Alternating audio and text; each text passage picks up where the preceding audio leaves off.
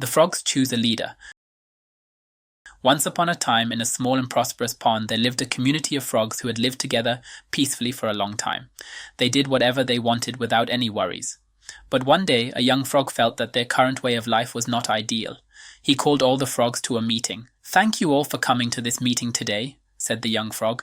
"We have lived freely for a long time, and while there are no major problems, I think we should have a leader and laws to govern us." An old frog shouted, "Who will be our leader and make these laws?" The young frog replied, "I will go to Jupiter and ask him. He will surely be able to help us." All the frogs agreed with this idea. The next morning, the young frog set off to meet Jupiter. "You have come a long way. What can I do for you, little frog?" Jupiter asked with concern. "My frog community has no ruler or laws.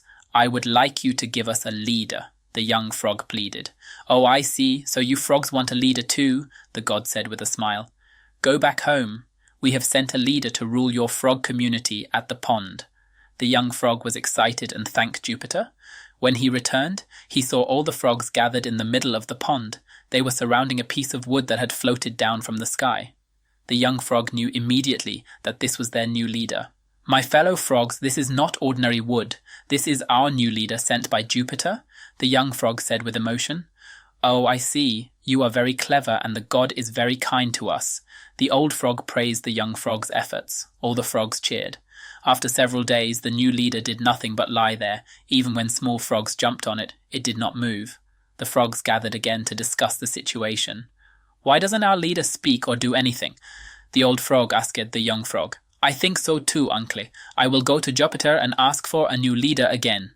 Maybe he can find us a better one," said the young frog, and he set off to meet the god again. "What is it now, little frog?" Jupiter asked with curiosity. "I would like to ask for a new leader. The one you sent us does nothing all day," the young frog pleaded. "Of course. You want a new leader because you are not satisfied with the old one, right?" Jupiter said with a displeased tone. "Yes," the frog replied. "Go back to the pond. We have sent you a new leader." The young frog thanked Jupiter and left immediately. When he arrived, he was shocked to see that their new leader was a heron which had already eaten several frogs. The frogs in the community lived in fear and realized that they should have been content with what they had and not asked for more, leading to this tragic situation. Morale of the story: don't rush into change. The young frogs' eagerness to change their way of life led them to make impulsive decisions. They didn't consider all the possibilities or the potential risks before asking for a leader. This story emphasizes the importance of careful thought and planning before making any major changes, especially those that could impact the lives of a community.